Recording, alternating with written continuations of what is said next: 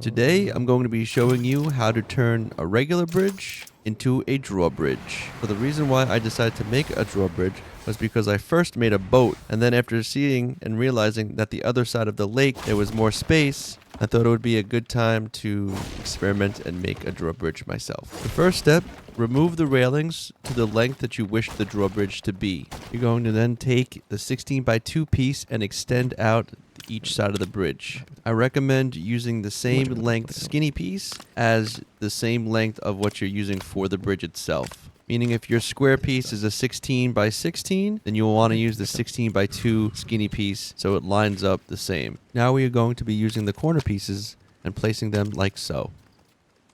Make sure to have a 3-point space between the 2 corner pieces on each side. And we're going to do the same thing on the other side.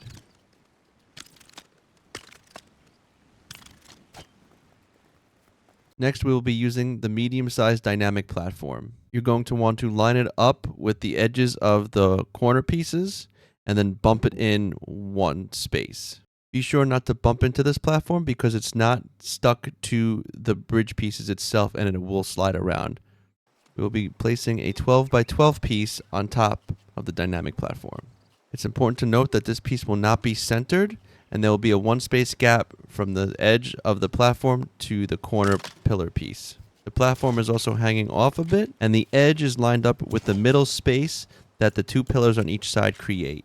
Next, you're going to place a 12 by 2 long skinny piece on the other side of the platform, and that should still create a 1 space gap on that side as well.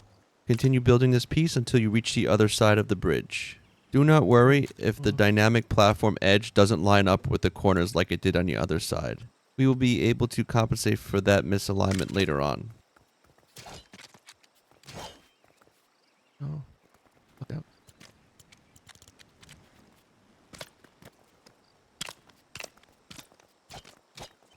As you can see here, I'm extending the back edge of the bridge. It's not that important to have this back edge exact, just as long as you have enough space to put a piece on top that will fit in between the 2 pillars on each side. We are going to be using the beachy beam 1 by 6. I chose to have my beachy beam hang off past the 2 corner pieces by 1 point. Make sure it's centered in between those 2 corner pillar pieces and you're good to go. Continue building the bridge. And just do the same for the other side. As you can see here, the edge of the bridge didn't end up where we want it to be, so we're just going to extend it with a few more skinny pieces. Once again, we're using the beachy beam 1 by 6 and extending it past the pillars by 1 point. Now let's extend these corner pieces 1 more level up. We're going to top off these pillars with the melodical beachy 2 by 8 by 1 piece. It can be found in the pillar and beams section. And we're going to double up on them for good measure. Now we're going to add back the railings.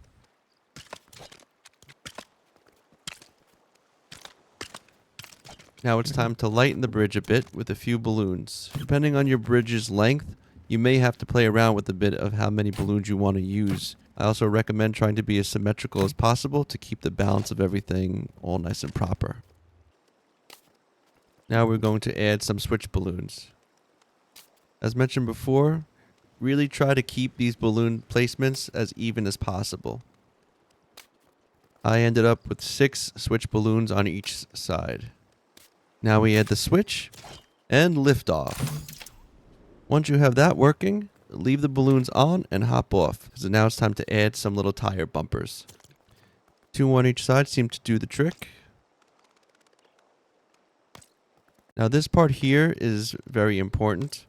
You're going to want to add 2 more skinny pieces to the back end of the other skinny pieces you placed earlier. These pieces are basically here because we're going to do a bit of smashing and we don't want to lose anything that's forward of those pieces, and this way something will still be holding it all together. Now it's time to take out the old bridge. We are now going to extend one of the beachy railings using the 1 by 4 piece. Next, we're going to add a pillar to the end of this. Do make sure that this pillar piece is hanging completely over the edge and only water is below it. Now we will add another switch to the base of this pillar so that we can activate it and bring it back down. Here I'm knocking out the big square piece and replacing it with little skinny pieces. This is so I can create a little bit more of a gap, allowing the dynamic platform piece to have space when it falls down, because the edges kept on clipping just a little bit. I did this on both sides, just for good measure. Here I added a few extra inflated balloons, but there were too many, so I had to take some away. Depending on the size and weight of your bridge, you may have to play around a bit too with the balance of the balloons. Oh. Here I'm creating some stairs using some of the skinny pieces because the bridge is not exactly level. You don't really need them, but I find it's a little bit easier to get over the bridge and it hides the bumper wheels. And we do the same for the other side. And there it is, your very own working drawbridge.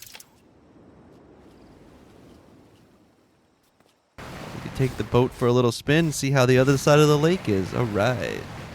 If you found this tutorial helpful, please like and subscribe. Thanks for watching.